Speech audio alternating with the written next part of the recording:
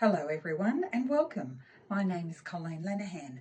I work for the Queensland Department of Health and was assigned as Maya's practitioner last Friday afternoon. I would like to affirm an acknowledgement of country. This formulation is a summary of Maya's initial assessment. She is our primary focus. We will be using a combination of trauma-informed care and a family-focused approach. By also using curiosity about unknown factors, we will be getting a bigger picture of Maya, her previous life, her current life, and where she hopes to go in the future. We will address concerns immediately using a problem-solving approach. We will keep our expectations realistic about what can be done at home and maintain a positive attitude as we work together. Assessments are conducted at a particular point in time with conclusions drawn based on what is happening for the person at that time. They are an ongoing process since people evolve, adapt to, or eventually overcome their concerns or conditions. My plan is to develop a formulation to support the recovery of Maya through research, evidence, rights and responsibilities through ethical principles, the diverse needs of Maya and her family, legislative frameworks, knowledge from all key stakeholders and engagement strategies.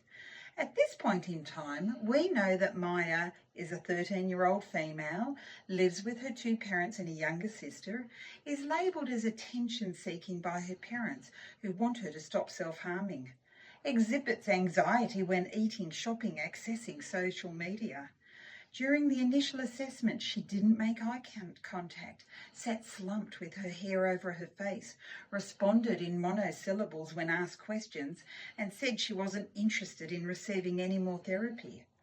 Was sexually abused by a private tutor when she was 8. Received counselling soon after the sexual abuse when the event came to light. Has been self-harming by cutting for the last 12 months when she feels anxious and possibly paranoid about social situations. Regarding legislative frameworks which are supported but not replaced by ethical principles, 1. There is a possibility that under Section 344 of the Children and Young People Act 2008, Maya could be deemed to be at risk of neglect from her parents. They appear to be concerned about her younger sister but not about Maya's well-being. This can be considered neglect. Maya is physically provided for but possibly not able to participate within her family or have a positive sense of identity and culture.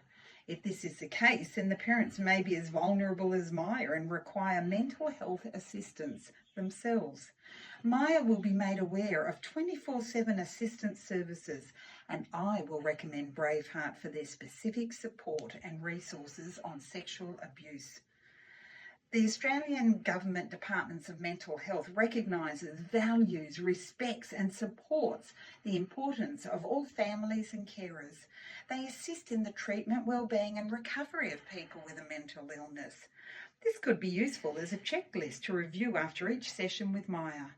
The Australian Government's Department of Social Services has provided an evidence-based, prevention-focused and flexible framework for identifying the needs and pathways for families. Reflecting on this framework will enable me to work in a strengths-based, Maya-centred, holistic and collaborative way.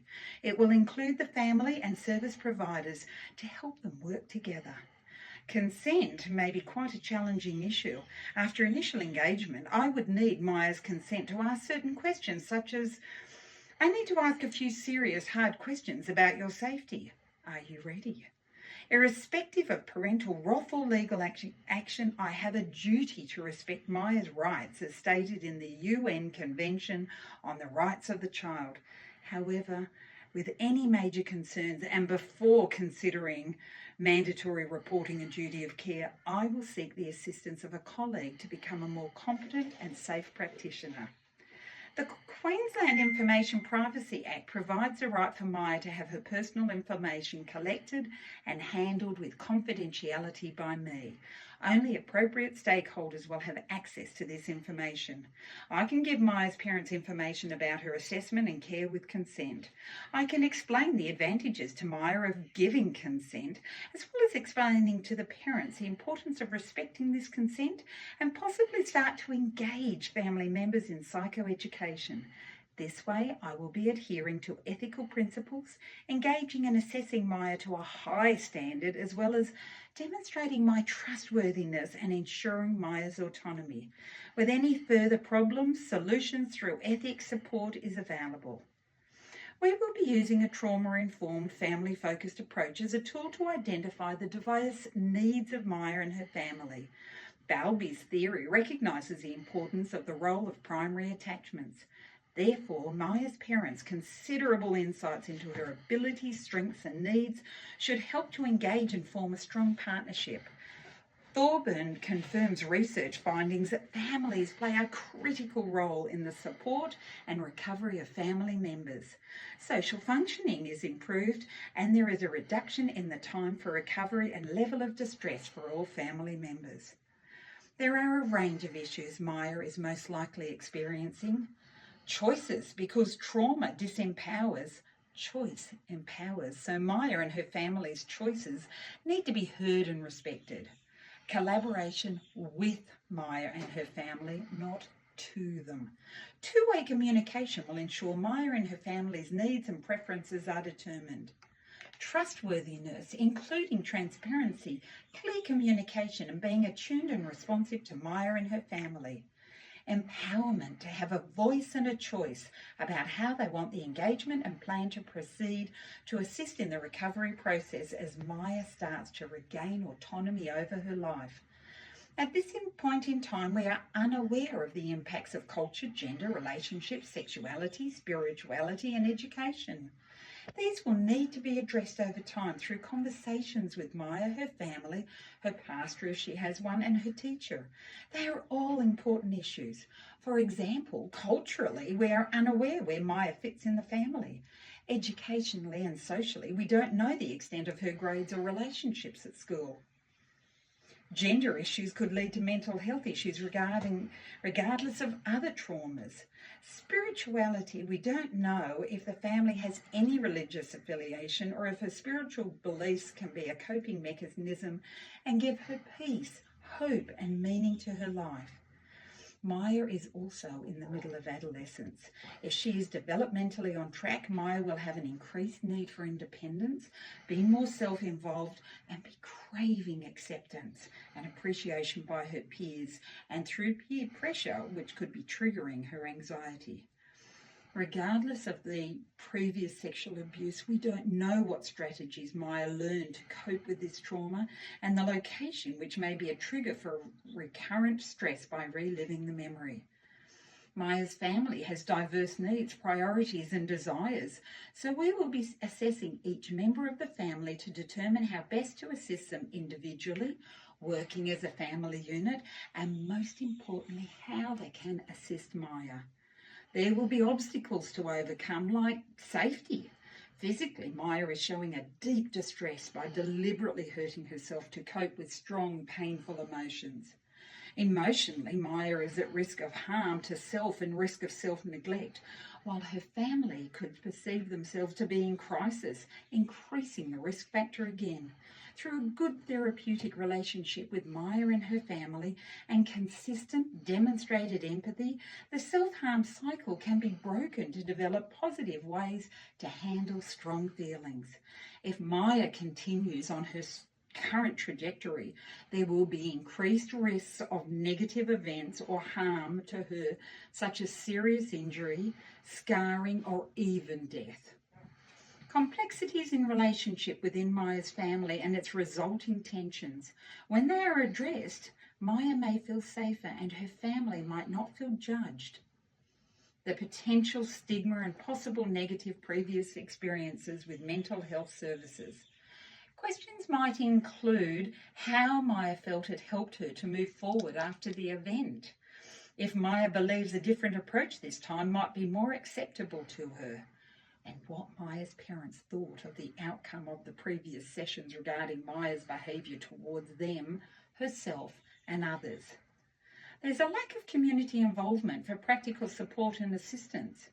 Positive influences and extended family members or mentors in her life, and also a lack of use of service providers. Maya's parents are having a sense of loss and guilt and the impact that this is having on their family. The best way to facilitate engagement and collaborative relationships with Maya and her family.